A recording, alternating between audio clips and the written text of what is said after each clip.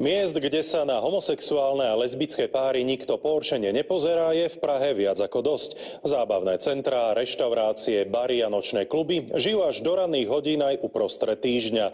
Pre lepšiu orientáciu, kde sa nachádzajú a čo ponúkajú, vzniká databáza a mapa, ktorá presne naviguje aj nováčikov, ktorí si tento nočný život chcú vyskúšať. Hey y'all, I come to talk about this girl that had my love. See, I went away for a while and she gave my love away. And I really shouldn't blame her, but now it's a stranger. Není problém třeba držet se za ruku v centru, líbat se, dva kluci, dvě holky. Praha je z hlediska jakože akceptace homosexuality velmi tolerantní a ve srovnání s ostatními zeměmi je na tom velmi dobře. Tady se dokážeš trochu schovat a pokud to nemáš komfortně vyřešený doma, tak v Praze si můžeš užít ten svůj vlastní život, tu intimitu. Můžeš tady žít bez zábran, bez toho studu, prostě v pohodě.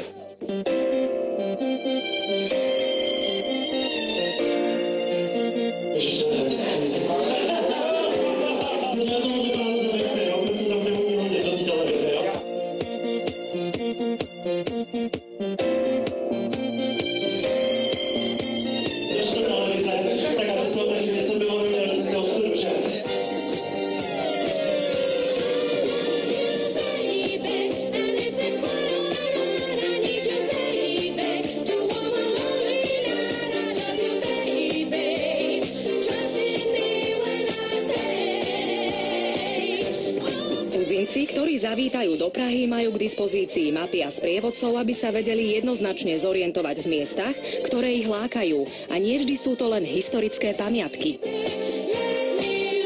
Takže ten projekt se jmenuje Gay Guide a je to vlastně cestovní průvodce pro geje a lesby. Jedná se o databázi, světovou databázi podniků pro geje, pro lesby. A jsou tam hotely, jsou tam kluby, bary, restaurace, prostě místa, kam geové často chodí. A teď jsme v úplném centru města. Je to, řekl bych, jedna z takových starších kaváren, která teď prošla rekonstrukcí. Tady v té kavárně je úplně skvělá atmosféra. Chodí sem jak gejové, tak holky, lesby, ale může sem přijít i člověk běžně prostě z ulice. Je to i místo, kam se prostě chodí randit. Jak se ví o gejích, tak všichni mají nějakou dobrou práci, hodně kancelářskou a tady kolem nás je spoustu kancelářských budov. Tudíž tady je takovýto centrum, kde se prostě dá trávit večer, trochu se třeba i opít a potom jít dál pařit do města. Dá se tramvají odejít na Vinohrady, kde je takovýto gay centrum, kde jsou všechny ty další bary, které mají otevřeno potom dál do noci nebo i do úplného rána.